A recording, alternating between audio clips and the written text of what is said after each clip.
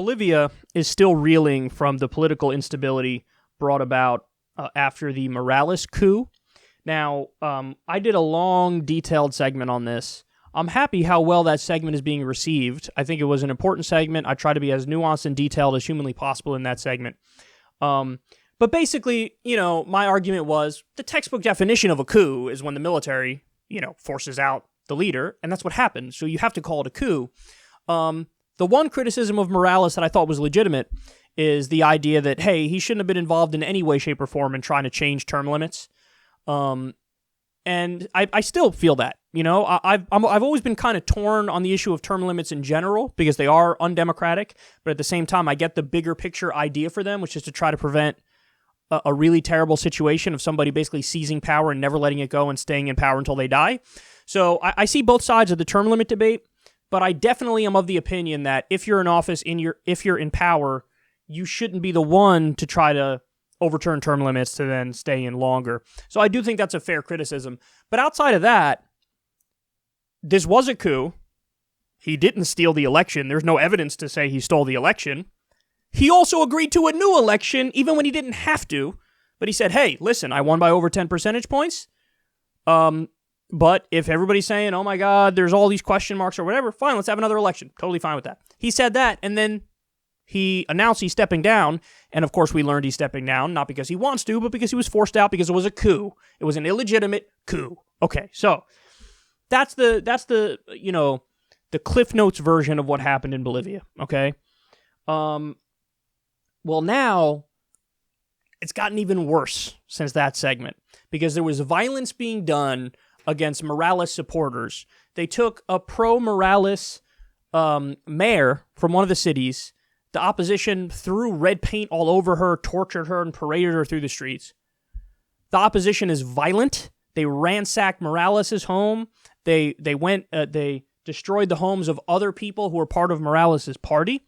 Morales represents the indigenous population in Bolivia, and the opposition, they are not indigenous. Or many of them are. I'm sure there's, a little crossover here and there, but it's kind of like a Democratic versus Republican Party type situation where almost all of the minorities are in the Democratic Party and the Republican Party is overwhelmingly white. Obviously, minor differences around the edges, but that's by and large the trend. So, now the Senate Vice President, a woman by the name of Jeanine Áñez, declared herself the interim president. Now, here's who she is. Quote, I want a Bolivia free of satanic indigenous rituals. The city is not for the indigenous. They should go to the mountains or plains. That's what she tweeted. Guys, Bolivia is 2/3 indigenous. Quite literally a hater of the indigenous population. Okay? There's more just flat out bigoted tweets of hers. Okay? I'm not going to go through them. Not going to waste your time. Just know that that's who she is. Here's another moment from hers that's going viral. Take a look at this.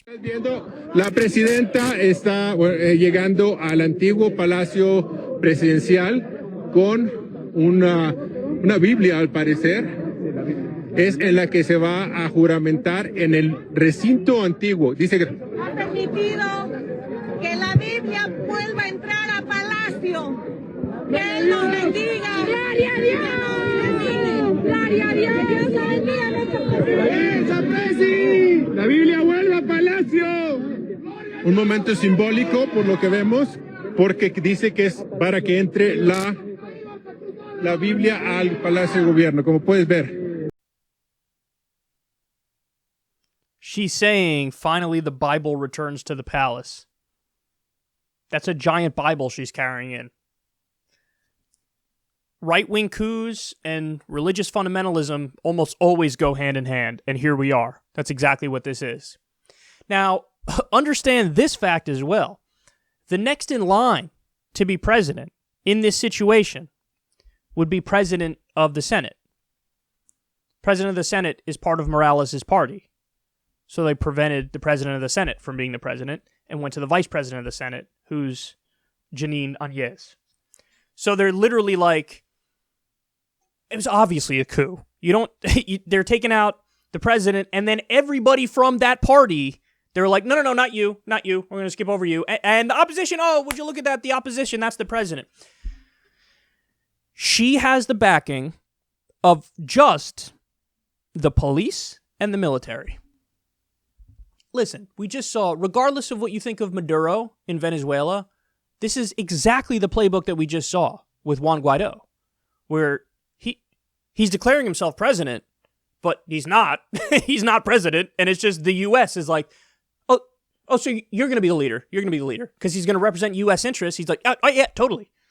This is the same shit that happened with Ahmed Chalabi. Remember him in Iraq, where he convinced them, like, no, I'll be the leader of Iraq, and then he wasn't because he had no backing in the country. So we're seeing a similar thing here, or very little backing, I should say. She only has the support of the police and the military. I'm sure she has some supporters among the population. He won the election like 47-36, but he won by over 10 percentage points, so he won without getting that majority. I'm talking about Morales now. But like at least half the country is pro-Morales. He still has very high approval ratings. I also showed you the economic data. Minimum wage went up. Inflation was solid. You had the GDP massively go up. He built thousands of clinics and gymnasiums in poor regions of the country. He lifted people out of poverty and extreme poverty by gargantuan numbers. So he had good results. His approval rating was still high. Now it's the opposition forcefully taking over power, and the only reason she's able to get away with it is the police and the military back her. It's like a textbook definition of a coup. Now, the other thing I want to show you is this. This is super important. Within a few hours, the 24-hour deadline given by the Bolivian Workers' Central, COB, will expire for the coup organizers to leave power. Otherwise, the country's largest trade union, Central, will call an indefinite general strike. So that's where we're at now. You have the pro-Morales unions are saying, oh, we're not accepting the coup. You have to step down, give power back to the rightful president, Morales, and if you don't, we're going to do an indefinite general strike and ground the economy to a halt. I am very curious to see how this unfolds. Very curious. And then there's the other point, which is, this goes right back to the Cold War playbook, man. And John Bolton just said recently the Monroe Doctrine is alive and well. Here you go. And Bolivia has a tremendous amount of lithium, which is used in car batteries and which is used in phone batteries. So we want to get our hands on that lithium. And this is definitely one of the ways in which we can do it. Have a very pro-U.S. opposition seize power. But it does tell you quite a bit about their character. What she's said about indigenous people and the fact that she's carrying a giant Bible into the palace and she's like, finally the Bible returns. It says a lot, man. Right-wing coup, religious fundamentalism, this has everything. And, despite the fact that there are, of course, criticisms, Morales is no angel, and I'm sure he's made mistakes and all this stuff. But this was a totally illegitimate power grab by the opposition. It just was. It just was. You want to have another election? Even though he won? Fine. I agree to that. He agrees to that. But it doesn't look like they're going to do it. And it looks like the Bolivia situation is going to get worse and worse as time goes by. But I hope that's not the case. I really hope that's not the case. But every time there's a successful leftist leader, there's always just brazen attempts to undermine him, take him out, and it's a terrible, terrible thing to see.